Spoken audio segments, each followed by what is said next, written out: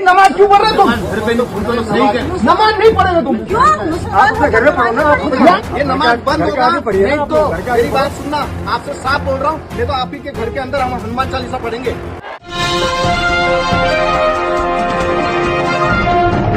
साथियों नमस्कार, मैं हूं नीरज पटेल और आप देख रहे हैं नेशन जनमत। धर्म स्थलों के नीचे खुदाई करके उसमें वोट बैंक की लहलहाती फसल खोजने वाली ये जोड़ी अक्सर बाबा साहब या संविधान के सामने सर नवाते देखी जा सकती है, लेकिन कड़वी सच्चाई यही है, देश और प्रदेश का माहौल खराब करके उसमें नफरत का जहर घोलने के लिए यही जोड़ी जिम्मेदार है। नेशन जनमत कोई बात यूं ही नहीं कहता। उत्तर प्रदेश और उससे कटकर बने उत्तराखंड यानी कि दो तथाकथित रामराज्य वाले प्रदेशों से इस तरह की खबरें सामने आई हैं जो साफ साफ बताती हैं कि धर्म स्थलों की खुदाई के बहाने संविधान की बुनियाद खोदी जा रही है। उत्तर प्रदेश के मुरादाबाद से आई एक खबर आप सबके सामने आ चुकी है, उस पर चर्चा करूंगा, लेकिन उससे पहले उत्तराखंड की खूबसूरत वादियों में घोली जा रही जहरीली हवाओं को देख और समझ लीजिए। उत्तराखंड के टिहरी गढ़वाल जिले के नरेंद्र नगर से एक वीडियो सामने आया है जिसमें स्वयंभू हिंदुत्व के ठेकेदार राष्ट्रीय हिंदू शक्ति संगठन इनको तकलीफ हो गई कि नरेंद्र नगर इलाके में एक महिला अपने घर के अंदर, गौर से सुनिएगा, सार्वजनिक स्थल पर नहीं बल्कि अपने घर के अंदर अपने कुछ परिचितों को नमाज पढ़ने के लिए बुला रही है घर के अंदर। लेकिन इस बात से हिंदुत्व के ठेकेदारों को तकलीफ हो जाती है। नमाज क्यों पढ़ रहे तुम? नमाज नहीं पढ़ेगा तुम? क्यों? आप अपने घर में पढ़ो ना।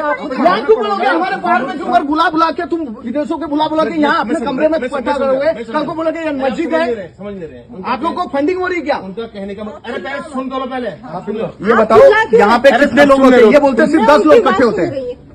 सुन लो, उनका कहने का मतलब ये है कि अगर आपको अपने घर पे नमाज पढ़नी है, आप अपने परिवार के लोग पढ़ो, बाहर वाले वो जो जुमे की नमाज होती है फिर वही फिर देख रहे हैं। हमें नहीं तो हमारा भी मंगल का हनुमान चालीसा हुआ है, उसमें पूरे सब इकट्ठे होकर बोलने गए।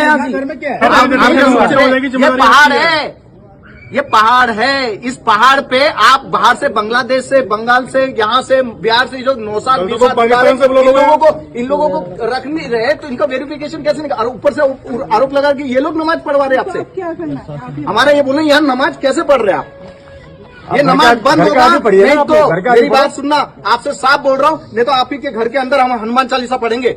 वीडियो में महिला दिख रही है, हिंदुत्व के ठेकेदार दिख रहे हैं और पुलिस भी साफ साफ दिख रही है। इसके बावजूद पुलिसकर्मी ये नहीं बता पा रहा है कि महिला का संवैधानिक और कानूनी अधिकार है कि वह अपने घर के अंदर जिस धर्म को भी मानती हो उस पद्धति में पूजा अर्चना या इबादत कर सकती है। लेकिन इन रामराज्यों में पुलिस की हैसियत कहां है कि हिंदुत्व के ठेकेदारों के सामने एक लफ्ज भी बोल दे। उन हिंदुत्व के ठेकेदारों से पूछ करके देखो, जब उनके घर में कोई पूजा अनुष्ठान होता है तो क्या चुपचाप कर लेते हैं? उनके घर में जो 10-20 लोग आकर के विभिन्न धार्मिक आयोजनों में शरीक होते हैं, क्या वो भी कानूनन अपराध है? अगर ऐसा नहीं है तो इन ठेकेदारों के खिलाफ FIR दर्ज होनी चाहिए थी, लेकिन मौजूद पुलिसकर्मी इन ठेकेदारों की तरफ से ही महिला को समझाने की कोशिश कर रहा है कि नमाज पढ़ना है तो अकेले पढ़ लो, लेकिन किसी को बुलाओ नहीं। अब योगी जी के इस रामराज्य में संविधान की धज्जियां उड़ते साफ साफ देख लीजिए। दरअसल मुरादाबाद में एक बेहद पॉश सोसाइटी है TDI सिटी। इस सोसाइटी में डॉक्टर अशोक बजाज नाम के एक डॉक्टर रहा करते थे। उन्होंने अपना मकान एक ऑर्थोपेडिक डॉक्टर यानी कि हड्डी रोग विशेषज्ञ को बेच दिया, लेकिन वो डॉक्टर मुस्लिम निकल गए। बस फिर क्या था, TDI सिटी के परिवार महिलाओं को आगे करके मुर्दाबाद के नारे लगाने लगे, धरने प्रदर्शन पर बैठ गए, बोले हम इस सोसाइटी में किसी मुस्लिम को बर्दाश्त नहीं कर पाएंगे। और विरोध प्रदर्शन कर रही महिलाओं का लॉजिक देखिए, मंदिर के सामने मुस्लिम कैसे रह सकता है, हम यहीं भजन कीर्तन करते हैं, तो इससे दिक्कत मुस्लिम को होनी चाहिए थी, आपको कैसे तकलीफ हो गई। खड़े हैं और हमारा आज का विषय है कि हमारी हिंदू संप्रदाय कॉलोनी है, इसमें हम बाहर के किसी भी समुदाय को नहीं एंट्री करने देंगे। और मिस्टर बजाज ने भाग कर के चोरी से जो मकान बेचा है, उन्हें यहाँ आकर के इसकी रजिस्ट्री वापसी लेनी पड़ेगी, हम सबको जवाब देना पड़ेगा। आपको आपत्ति क्या है? हमें आपत्ति है कि ये हिंदू सोसाइटी है, इसमें हम दूसरा संप्रदाय नहीं बर्दाश्त करेंगे। और संवैधानिक परिभाषा में आर्टिकल 15 में स्पष्ट तौर पर लिखा है, धर्म, जाति, भाषा, लिंग, जन्मस्थान के आधार पर भेदभाव करना गैर कानूनी है। 1950 में जैसे ही भारत का संविधान लागू किया गया था, उस समय कह दिया गया था कि आज के बाद जाति और धर्म के हिसाब से भेदभाव, असमानता, गैर बराबरी खत्म। लेकिन योगी जी के इस रामराज्य में न सरकारों और ना ही उनके मातहत काम कर रहे अधिकारियों के लिए आर्टिकल 15 का कोई मतलब है।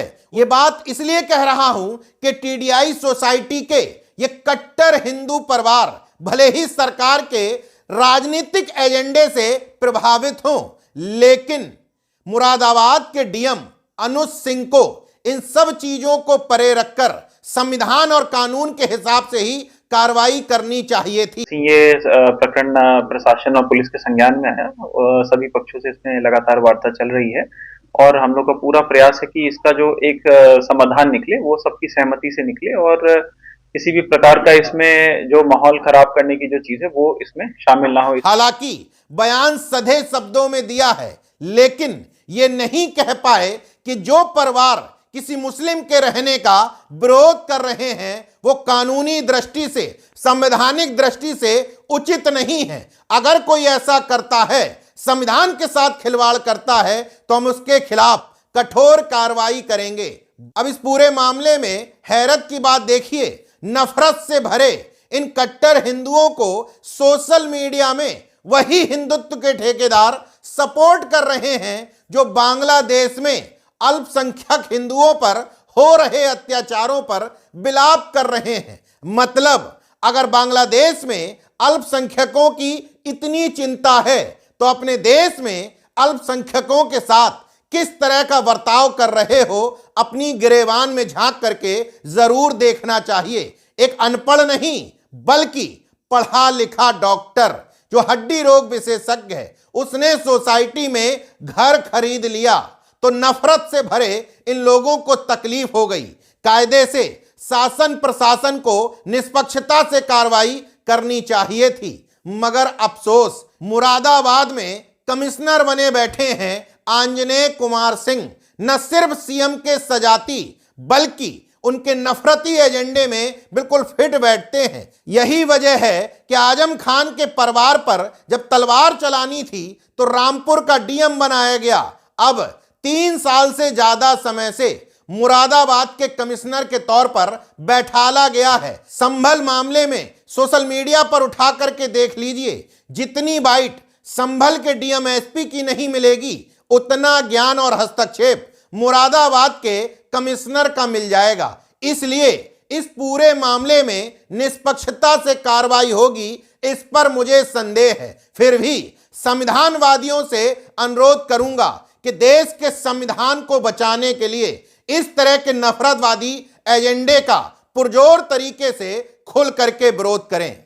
देखते रहिए नेशनल जनमत, जागरूक और सजग बने रहिए। जय विज्ञान, जय संविधान, जय लोकतंत्र। धन्यवाद।